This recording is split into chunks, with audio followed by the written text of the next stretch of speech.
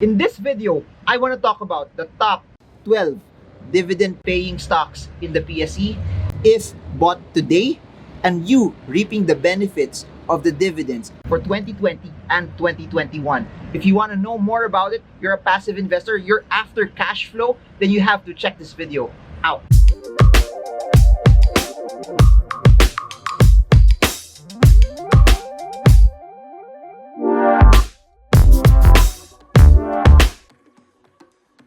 Hey guys, so we're back again for another deep dive on dividends and cash flow and passive income.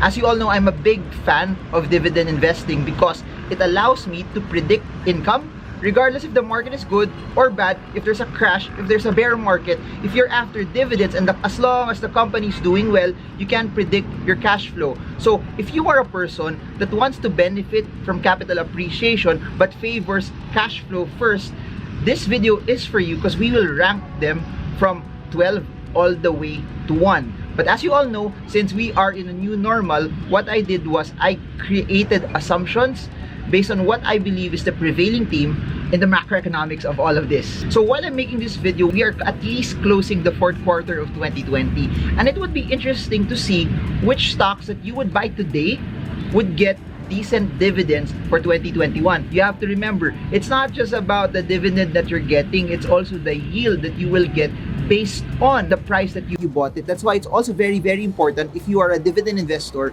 to buy it at the lowest price possible, because if you get it low and it does not move but the dividends are there, it's a bit bearable, it's a bit tolerable. Just so you know, these are for people who want to buy dividend paying stocks, hold on to it as a proxy as compared to bonds, as compared to other fixed income assets, but in the same way, they still get a possibility of capital appreciation. Similar to buying a condo, getting rent from it, and later on when you want to dispose it, you get to sell it at a higher price. I divided the group of 12 into two. They're not equally distributed. One group has 5, the other group has 7. Why did I divide it into two?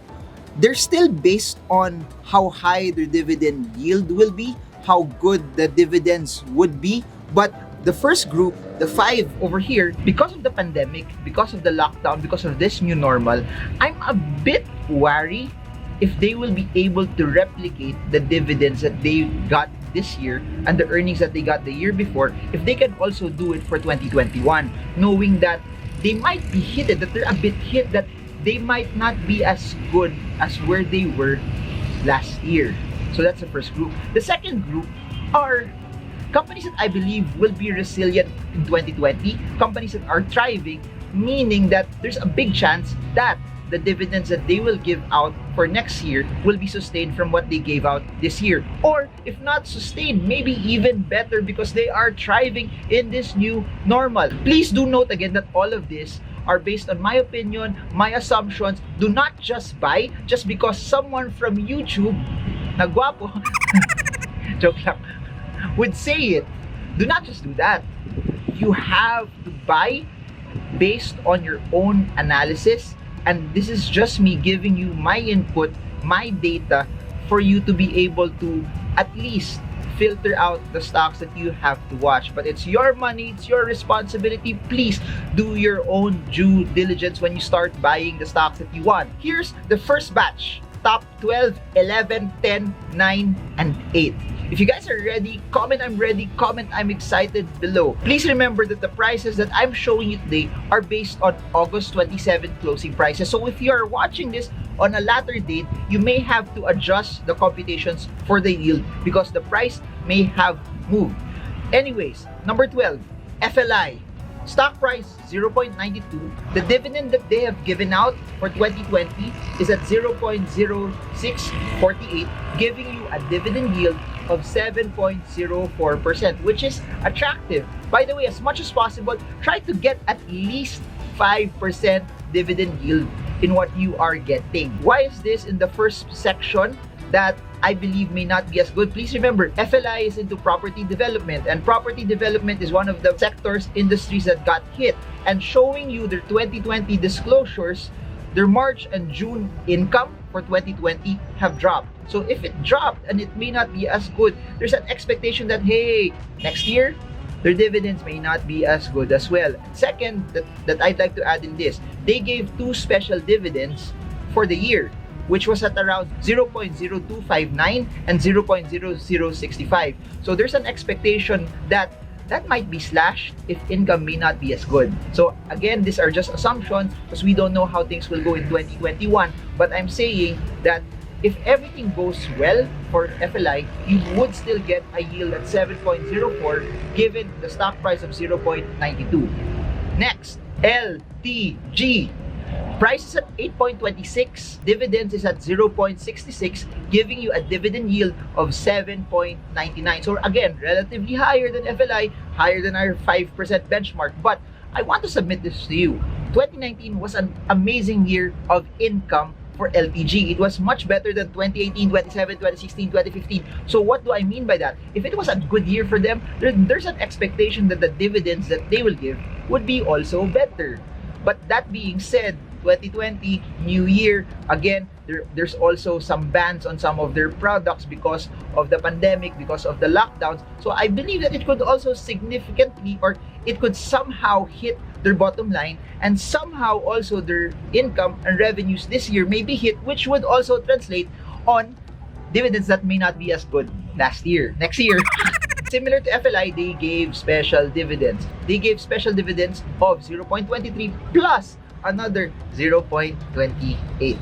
Are you guys learning? I hope you are. Comment below if you're learning. Number 10, Nickel Asia, NIKL. So stock price 3.26, and if you've been watching the videos that I've been making, Nickel Asia has been crushing it. They've been pushing up into an uptrend, partly because also nickel prices around the world have significantly gone up since March. But above and beyond that, their dividend is at 0.3. But here's the thing, they gave a special dividend of 0.22. That puts their dividend yield at 9.20%. But that's high, no? Getting 9.20 is amazingly high, especially if you bought it. Think about it. For those who bought at the drop in March, your dividend yield would have been massively higher. Next, this is something that's a bit interesting because I believe this is a good company, but I feel that their income may also be hit this year, and that's why it may not be able to give the same amount of dividends as what they've given out this year. But let's go. Number 9, DMC. So if you all know the subsidiaries of DMC, they're into water, they're into power, they're into mining, then they're also into construction, then they're also into property development. And if you try to look at it, property development is one of their biggest revenue drivers, and property development is one of the most hit. But anyways, at a stock price of 3.92, it's giving you a dividend yield of 12.24, giving you a dividends of 0.48. So I'll repeat it, 3.92, dividends of 0.48, dividend yield based on that is at 12.24. One thing to note though is their quarterly income has declined. So if it keeps on declining, there might be an expectation, again as what I've mentioned, that baka hindi nila mabigay yung dividend na binigay nila this year. Anyways, connected to DMC, number 8, comment number 8, Semirara Mining, SEC, a stock price of 9.38, assuming that they give 1.25 next year, your dividend yield would be 13.33%, which is relatively high. I repeat, what DMC is giving and what Semirara is giving are relatively high dividend yields already. But again, similar to DMC, their quarterly income has declined. So that rounds up the bottom half of this list. That rounds up also stocks that I believe are giving out good dividend yields, but maybe their dividend yields for next year might be hit because the dividends that they may give are not as good because their income might be hit this year. So you can expect, no, magugulat kayo, bakit ang baba ng DMC and Semirara kung yung dividend nila 12-13%, why are they ranked lower? Because yun lang, iniisip ko that they might not be able to sustain it for next year, just for next year, and just because of all of the things that's going on right now. Before I proceed to the next 7, I'd like to also note that Manila Water is not included in the list because as of the time I'm making this video, they have not given out any dividends yet. And Cebu Pacific and Shell, which were relatively high on the list, slashed their dividends. As you all know, if a lot of people are not traveling, then fuel consumption will be low. And because one of the biggest hit right now are airline companies, that's why Cebu Pacific also slashed their dividends. And also because I'm not sure if you noticed this, from their last disclosure, they lost money. So it's prudent also for companies na instead of giving out dividends, they might as well keep the cash first to make the company better. Number 7, 6, 5, 4, 3, 2, and 1. Ranked again from lowest to highest. But these companies are the ones that I believe are resilient, are the ones that I believe will thrive, are the ones that I believe that kahit sa pandemic na to, sila may customers pa rin, sila baka hindi sila masyadong apektado based on all that's going on right here, right now. Let's do this. Number 7, Aboitiz Power. Again, that's what I mentioned. They will thrive. Utilities, services, stock price 26.3. Assuming it also gives out 1.18 pesos per share, it will give you a yield of 4.49%. However, I'd like to share this. If you have the patience naman to do it and you want to be very, very strict of getting 5%, why not wait until Aboitiz Power corrects a bit and saluhin nyo around 23.5 pesos per share so that you get your dividend yield of 5%. And again, what's so interesting about this is energy, which is something that's needed, of course, because madaming hindi pumapasok sa office and madaming mga malls na hindi ganun kalakas yung consumption, and then some retail establishments, some business establishments that are not consuming as much. It may also hit energy costs, but I think they're still more resilient as compared to other businesses. Number 6, newly minted IPO A-REIT. So I'm gonna make some assumptions here that they gave out 2 quarters worth of dividends for the year. And I just want to make an assumption that they will do the same amount for next year. But since they're giving out dividends on a quarterly basis, I made an assumption that I multiplied it by 2. So here's the thing. They gave out a dividend of 0.31 and 0.28 for the first half of 2020. So I'm just multiplying that by 2 to give you 1.18, and I'm assuming that's a dividend yield that they will be giving by 2021. So that being said, at a stock price of 25.75 and a dividend of 1.18, you are getting a dividend yield of 4.58%. That being said, similar to Aboitiz Power, if you want to get at least 5% for next year, it would be prudent that you wait. A retracement to, similar to Aboitiz Power, around 23.5 pesos per share if you're strict. But please remember this. The rents of Ayala per year, in the videos that I made about REITs, that there's a deal that it will be adjusted also per year. So depending on the demand also of property prices. Now, I think it was around 3 to 10% if I remember it properly. So if there's an increase, then there could be also a bump on the dividends that they would give out. So please remember this, that for next year, they will add their Cebu property as part of it also, that it could give them a larger amount of revenue also for 2021. So there's an expectation, there's a shot, there's a chance that dividends would be relatively higher. But that being said, under the assumption that they would give out 1.18 for next year, your yield is at 4.58%. Now, top 5, Globe Telecoms.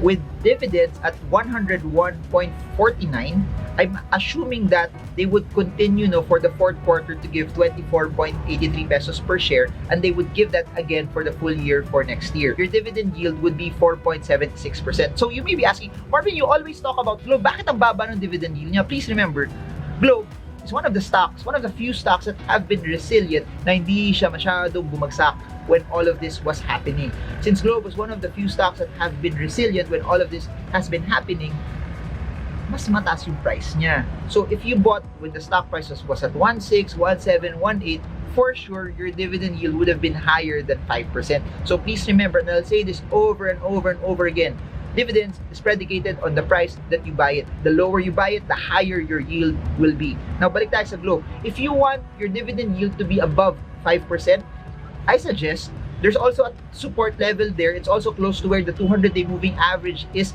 right now. If you can pick it up at the 1,980 peso level. So I repeat, assuming that they give out 101.49 dividends for next year, and you pick it up at around the 1,980 peso level, then you can get a dividend yield of around 5.1 or at least 5%.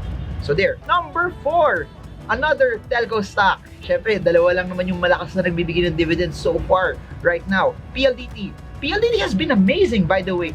If you've been watching the dividend videos that I posted a couple of months ago, PLDT was around 900.